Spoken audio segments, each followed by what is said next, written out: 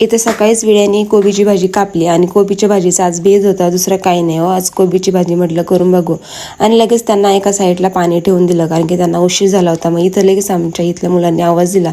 आज त्यांच्या शाळेमध्ये कार्यक्रम होता विठ्ठल रुक्माईचा, किती छान मस्तपैकी आवरून आले होते ते बघण्यासाठी मी बाहेर गेले होते. आणि इकडे चाललं होतं त्यांचं गाडी धुवायचं काम, कारण की गाडी पूर्णपणे चिखलाने भरलेली होती. त्यांना म्हटलं मी पण गाडीमध्ये मदत करते, पण ते बोलले नको बाई तू नको करू. मग बघा गाडी धुतल्यानंतर गाडी किती छान दिसते. मग ते ऑफिसला गेल्यानंतर मग घरी आले. मग आम्ही मस्तपैकी जेवण केलं, सोबत मी पाणी वगैरे आणत होते. मग काय त्यांनी जेवण केलं परत त्यांच्या कामाला. मग ते चालले गेले. इकडे चाललं होतं माझं तारक मेहता का उलटा चष्मा बघायचं आणि सोबत ब्लाऊज शिवला. त्याचा खूप आनंद पण झाला होता. नाशिकमध्ये एवढा मुसळधार पाऊस पडतो की काय सांगू तुम्हाला. आणि इकडे चाललं होतं माझं हुकं लावायचं काम. मग ब्लाऊज कधी होतं कधी नाही असं मला खूप एक्सायटेड झाली होती. आणि ब्लाऊज झाला आणि मी फायनली तो ब्लाऊज घातला. नंतरून साडी पण लगेच वेअर केली आणि एवढा आनंद झाला होता ना, कारण की स्वतःच्या हाताने मी तो ब्लाऊज शिवला होता.